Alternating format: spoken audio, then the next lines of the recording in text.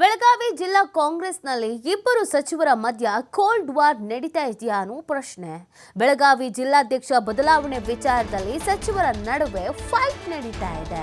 ಬೆಳಗಾವಿ ಮಹಾನಗರ, ಬೆಳಗಾವಿ ಗ್ರಾಮಾಂತರ ಜಿಲ್ಲೆ, ಚಿಕ್ಕೋಡಿ ಜಿಲ್ಲಾ ಕಾಂಗ್ರೆಸ್ ಅಧ್ಯಕ್ಷರ ಬದಲಾವಣೆಗೆ ನಿರ್ಧಾರ ಆಗಿರುವಂತಹ ಹಿನ್ನೆಲೆಯಲ್ಲಿ ಸಚಿವರಾದಂಥ ಸತೀಶ್ ಜಾರಕಿಹೊಳಿ, ಲಕ್ಷ್ಮೀ ಹೆಬ್ಬಾಳ್ಕರ್ ಮಧ್ಯ ಮುಸುಕಿನ ಗುದ್ದಾಟ ನಡೀತಾ ಇದೆಯಾ ಅನ್ನೋದು ಈಗ ಬಲವಾಗಿ ಕಾಡ್ತಾ ಇರುವಂತ ಪ್ರಶ್ನೆ ಆಗಿದೆ. ಈ ಮೂರೂ ಅಧ್ಯಕ್ಷ ಸ್ಥಾನಕ್ಕೆ ಒಂದೊಂದೇ ಹೆಸರು ಶಿಫಾರಸು ಆಗಬೇಕು. ಅತ್ತ ಅವರನ್ನೇ ಅಧ್ಯಕ್ಷರಾಗಿ ನೇಮಿಸ್ತಾರೆ ಅಂತ ಹೇಳ್ತಿರೋ ಸತೀಶ್ ಜಾರಕಿಹೊಳಿ. ಇತ್ತ ಸಚಿವೆ ಲಕ್ಷ್ಮೀ ಪುತ್ರ ಮೃಣಾಲ್ ಹೆಬ್ಬಾಳ್ಕರ್ ಹೆಸರು ಕೂಡ ಮುನ್ನೆಲೆಗೆ ಬರ್ತಾ ಇದೆ. ಆದರೆ ಮೃಣಾಲ್ ಹೆಸರು ಇಲ್ಲ ಅಂತಿರೋ ಸಚಿವ ಸತೀಶ್ ಜಾರಕಿಹೊಳಿ ಸಾಮಾನ್ಯ ಕಾರ್ಯಕರ್ತರಿಗೆ ಸ್ಥಾನ ಅಂತ ಮಾರ್ಮಿಕವಾಗಿ ಹೇಳ್ತಾ ಇದ್ದಾರೆ ಸತೀಶ್. ಕಾಂಗ್ರೆಸ್ ಅಧ್ಯಕ್ಷರ ಬದಲಾವಣೆ ವಿಚಾರದಲ್ಲಿ ಮೌನವಾಗಿದ್ದಾರೆ ಹೆಬ್ಬಾಳ್ಕರ್. ಸಾಕಷ್ಟು ರೀತಿಯ ವಿಚಾರದಲ್ಲೂ ಕೂಡ ಹೊಂದಾಣಿಕೆ ಅನ್ನೋದಿಲ್ಲ.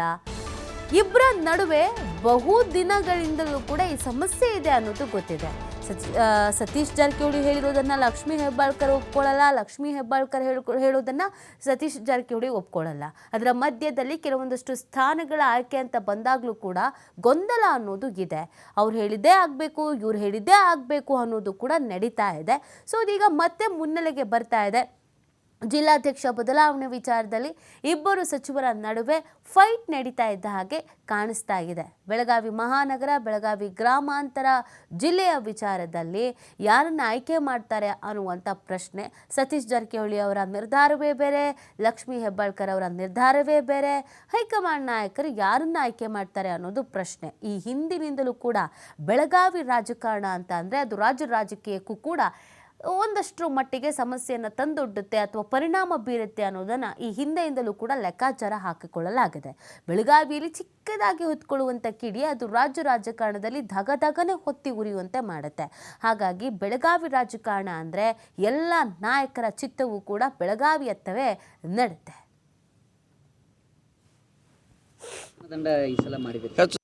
ಚರ್ಚೆ ಆಗಿದೆ, ಎಲ್ಲರೂ ಕೂಡಿ ಒಂದು ಹೆಸರು ಕೊಟ್ಟಿದ್ದೀವಿ. ಒಂದೇ ಹೆಸರು ಇದು ಹೋಗಿದೆ, ಎರಡು ಯಾವುದೂ ಇಲ್ಲ. ಒಂದೇ ಹೆಸರು ಕೊಟ್ಟಿದ್ದೀವಿ, ಒಂದನ್ನು ನಿರೀಕ್ಷೆಯಲ್ಲಿ ಇದ್ದೀವಿ. ಒಂದು ಕಳಿಸಿದ್ವಿ, ಎಲ್ಲರೂ ಕೂಡಿ ಒಂದು ಕಳಿಸಿದ್ದೀವಿ. ಪಕ್ಷಾತೀತವಾಗಿ ಎಲ್ಲರೂ ಕೂಡಿ ಎಲ್ಲರೂ ಡಿಸಿಷನ್ ತೊಗೊಂಡು ಯಾರು ಹೆಚ್ಚು ಸಮಯ ಕೊಡ್ತಾರ ಅಂಥವ್ರಿಗೆ ಎಲ್ಲರೂ ಕೂಡಿ ಶಿಫಾರಸು ಮಾಡಿದ್ದೀವಿ.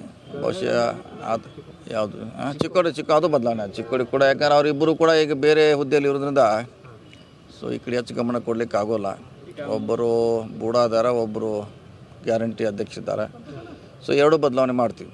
ಸರ್, ಈಗ ಮೃಣಾಲ್ ಹೆಬ್ಬಾಳ್ಕರ್ ಹೆಸರು ಏನಾದರೂ ಹೋಯ್ತು ಸರ್? ಅಂದರೆ ಇಲ್ಲ ಭಾಳ 2-3 ಸಲ ಡಿ ಕೆ ಶಿವಕುಮಾರ್ ಕಡೆನೂ ಹೋಗಿ ಬಂದು ಸರ್ ಹೆಸರು. ಇಲ್ಲ ಒಂದೇ ಹೆಸರು ಕಳಿಸಿದ್ವಿ, ಒಂದೇ ಆಗ್ತೈತಿ. ಯಾವುದು ಎರಡು ಸಂತಿ ಇಲ್ಲ. ಮಾನದಂಡ ಈ ಸಲ ಮಾಡಿದೆ, ಹೆಚ್ಚು ಸಮಯ ಕೊಡಬೇಕು, ಅದೇ ಮಾನದಂಡ. ಸಮಯ ಹೆಚ್ಚು ಕೊಡಬೇಕು, ಕಾಂಗ್ರೆಸ್ ಕಚೇರಿಯಲ್ಲಿ ಹೆಚ್ಚಿರಬೇಕು, ಕಾರ್ಯಕರ್ತರ ಜೊತೆ ನಿರಂತರ ಸಂಪರ್ಕ ಇರಬೇಕು, ಇದೇ ಮಾನದಂಡ. ಸಾಮಾನ್ಯ ಕಾರ್ಯಕರ್ತರಿಗೆ ಏನಾದರೂ ಸಿಗುವಂಥ ಸರ್? ಸಾಮಾನ್ಯ ಕಾರ್ಯಕರ್ತರಿಗೆ ಕೊಡ್ತೀವಿ, ಈ ಪ್ರಶ್ನೆ ಇಲ್ಲ. ನಮ್ಮಲ್ಲಿ ಈಗೆಲ್ಲ ಸಾಮಾನ್ಯರಿಗೆ ಕೊಡುವಂಥ ಒಂದು ಪ್ರಯತ್ನ ಮಾಡ್ತೀವಿ. ಚರ್ಚೆ ಆಗಿದೆ, ಎಲ್ಲರೂ ಕೂಡಿ ಒಂದು ಹೆಸರು. ಈ ಬಗ್ಗೆ ಮತ್ತಷ್ಟು ಮಾಹಿತಿಯನ್ನು ನೀಡ್ತಾರೆ ನಮ್ಮ ಪ್ರತಿನಿಧಿ ಶ್ರೀಧರ್ ಕೋಟಾರಗಸ್ತಿ. ಶ್ರೀಧರ್, ಬೆಳಗಾವಿಯಲ್ಲಿ ಮೊದಲಿಂದಲೂ ಕೂಡ ಸತೀಶ್ ಜಾರಕಿಹೊಳಿ ಮತ್ತು ಲಕ್ಷ್ಮೀ ಹೆಬ್ಬಾಳ್ಕರ್ ಅವರ ನಡುವೆ ಒಂದು ಸ್ವಲ್ಪ ಇರಿಸುಮುರುಸಿನ ರಾಜಕೀಯ ನಡೀತಾನೆ ಇದೆ. ಈಗ ಜಿಲ್ಲಾಧ್ಯಕ್ಷರ ಆಯ್ಕೆ ವಿಚಾರಕ್ಕೆ ಸಂಬಂಧಪಟ್ಟಂತೆ ಯಾವ ರೀತಿಯಾಗಿ ರಾಜಕೀಯ ಆಗ್ತಾ ಇದೆ ಅಂತ?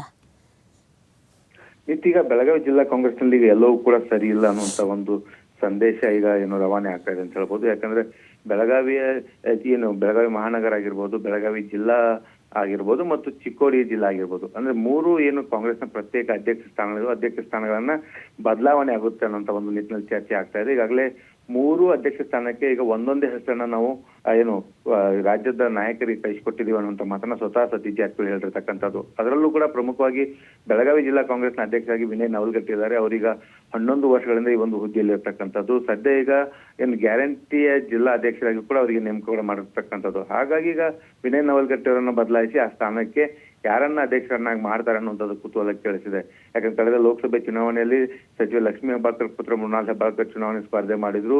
ಜಗದೀಶ್ ಶೆಟ್ಟರ್ ವಿರುದ್ಧ ಅವರಿಗೆ ಸೋಲಾಯಿತು. ಹಾಗಾಗಿ ಈಗ ಆ ಒಂದು ಅಧ್ಯಕ್ಷ ಸ್ಥಾನದ ಮೇಲೆ ಲಕ್ಷ್ಮೀ ಹೆಬ್ಬಾಳ್ಕರ್ ತಮ್ಮ ಪುತ್ರ ಮೃಣಾಲ್ ಹೆಬ್ಬಾಳ್ಕರ್ ಅವರನ್ನ ಅಲ್ಲಿ ಕೂಡಿಸ್ಬೇಕು ಅನ್ನೋಂತ ಒಂದು ತೆರೆಮರೆಯಲ್ಲಿ ಕಸರತ್ತು ನಡೆಸ್ತಾ ಇದ್ದಾರೆ ಅನ್ನೋ ಚರ್ಚೆಗಳು ಕೂಡ ಕಾಂಗ್ರೆಸ್ ವಲಯದಲ್ಲಿ ಕೇಳಿ ಬರ್ತಾ ಇದೆ. ಆದ್ರೆ ಇದಕ್ಕೆ ವ್ಯತಿರಿಕ್ತವಾಗಿ ಜಿಲ್ಲಾ ಉಸ್ತುವಾರಿ ಸಚಿವ ಸತೀಶ್ ಜಾರಕಿಹೊಳಿ ಹೇಳುವಂಥದ್ದು ಈಗಾಗಲೇ ಏನಂದ್ರೆ ಈ ಅಧ್ಯಕ್ಷ ಸ್ಥಾನಕ್ಕೆ ಒಂದೊಂದು ಹೆಸರನ್ನ ಶಿಫಾರಸು ಮಾಡಲಾಗಿದೆ. ಆ ಎಲ್ಲ ಹೆಸರುಗಳು ಕೂಡ ಒಮ್ಮತವಾಗಿ ಒಂದು ಹೆಸರನ್ನ ನಾವು ಕಳಿಸಿಕೊಟ್ಟಿದ್ದೇವೆ ಅನ್ನೋ ಮಾತನ್ನ ಹೇಳ್ತಾರೆ. ಅದರ ಜೊತೆಗೆ ಈ ಒಂದು ಅಧ್ಯಕ್ಷ ಸ್ಥಾನದ ರೇಸ್ನಲ್ಲಿ ಲಕ್ಷ್ಮೀ ಹೆಬ್ಬಾಳ್ಕರ್ ಕುರಿತ ಮೃಣಾಲ್ ಹೆಸರು ಇಲ್ವೇ ಇಲ್ಲ ಅನ್ನುವಂಥ ವಿಚಾರವನ್ನು ಕೂಡ ಇಲ್ಲಿ ಸತೀಶ್ ಜಾರಕಿಹೊಳಿ ಮಾರ್ಮಿಕವಾಗಿ ಹೇಳುವಂಥದ್ದು. ಜೊತೆಗೆ ಪಕ್ಷದ ಸಾಮಾನ್ಯ ಕಾರ್ಯಕರ್ತರಿಗೆ ಈ ಒಂದು ಹುದ್ದೆಯನ್ನ ಕೊಡ್ತೇವೆ ಅನ್ನೋಂಥ ಮಾತನ್ನ ಸತೀಶ್ ಜಾರಕಿಹೊಳಿ ಹೇಳಿದ್ದಾರೆ. ಈಗ ಲಕ್ಷ್ಮೀ ಹೆಬ್ಬಾಳ್ಕರ್ ಮತ್ತು ಸತೀಶ್ ಜಾರಕಿಹೊಳಿ ಮಧ್ಯೆ ಒಂದು ರಾಜಕೀಯವಾಗಿ ಒಂದು ಮುಷ್ಕಿನ ಗುದ್ದಾಟ ನಡೀತಾ ಇದೆ. ಆ ಪಕ್ಷದಲ್ಲಿ ಆಂತರಿಕವಾಗಿ ಏನು ಈ ಒಂದು ಅಧ್ಯಕ್ಷ ನೇಮಕ ಆಗಿರ್ಬೋದು, ನಿಗಮ ಮಂಡಳಿಗಳ ನೇಮಕ ಆಗಿರ್ಬೋದು, ಬೇರೆ ಬೇರೆ ನಿಗಮ ಮಂಡಳಿಗಳಿಗೆ ನಿರ್ದೇಶಕರ ನೇಮಕ ಆಗಿರ್ಬೋದು, ಎಲ್ಲಾ ವಿಚಾರಗಳು ಕೂಡ ತಮ್ಮ ಬೆಂಬಲಿಗರಿಗೆ ತಮ್ಮದೇ ಏನು ತಾವು ಹೇಳಿದಂದ್ರೆ ಆಗ್ಬೇಕು ಅನ್ನೋ ನಿಟ್ಟಿನಲ್ಲಿ ಇಬ್ಬರ ಮಧ್ಯೆ ಒಂದು ಪೈಪೋಟಿ ನಡೀತಾ ಇದೆ ಅನ್ನೋಂಥ ಒಂದು ಚರ್ಚೆ ಕೂಡ ನಡೆಯುವಂಥದ್ದು. ಒಟ್ಟಿನಲ್ಲಿ ಬೆಳಗಾವಿ ಜಿಲ್ಲೆಯ ಏನು 3 ಸ್ಥಾನಗಳಿಗೆ ಯಾರಿಗೆ ನೇಮಕ ಆಗುತ್ತೆ, ಈಗಾಗಲೇ 3 ಸ್ಥಾನಕ್ಕೆ ತಲಾ ಒಬ್ಬೊಬ್ಬರ ಹೆಸರನ್ನ ಶಿಫಾರಸು ಮಾಡಿದ್ದೇವೆ ಅನ್ನೋ ಮಾತನ್ನು ಕೂಡ ಸಚಿವರು ಹೇಳಿದ್ದಾರೆ. ಅದಕ್ಕೆ ಏನು ಕೆಪಿಸಿಸಿ ಅಧ್ಯಕ್ಷರಾದ ಡಿ ಕೆ ಶಿವಕುಮಾರ್ ಮುದ್ರೆಯನ್ನು ಓದ್ತಾರ ಅಥವಾ ಏನು ರಾಜ್ಯ ಮಟ್ಟದಲ್ಲಿ ಈಗ ಜಿಲ್ಲೆಯಿಂದ ಹೆಸರನ್ನ ಶಿಫಾರಸು ಮಾಡಿದ್ರು ಕೂಡ ರಾಜ್ಯ ಮಟ್ಟದಲ್ಲಿ ಪ್ರತ್ಯೇಕವಾಗಿ ಹೆಸರುಗಳನ್ನ ಇಲ್ಲಿ ಬದಲಾವಣೆ ಆಗಿ ಬರುತ್ತಾ ಅನ್ನೋದು ಕೂಡ ಈಗ ಕುತೂಹಲ ಕೆಡಿಸಿರ್ತಕ್ಕಂಥದ್ದು. ಒಟ್ಟಿನಲ್ಲಿ ಇಲ್ಲಿ ಯಾರದೇ ಒಂದು ಮಾತು ನಡೆದರೂ ಕೂಡ ಅದು ರಾಜಕೀಯವಾಗಿ ಕೈಪಾಳ್ಯದಲ್ಲಿ ಮತ್ತೊಂದು ರೀತಿಯ ಒಂದು ಸಂಘರ್ಷಕ್ಕೆ ಅದು ವೇದಿಕೆಯನ್ನ ಸೃಷ್ಟಿ ಮಾಡಿಕೊಳ್ಳಲಿದೆ. ನೀತಿ. ಓಕೆ, ಥ್ಯಾಂಕ್ ಯು ಶ್ರೀಧರ್ ತಮ್ಮೆಲ್ಲ ಡೀಟೇಲ್ಸ್ಗಾಗಿ.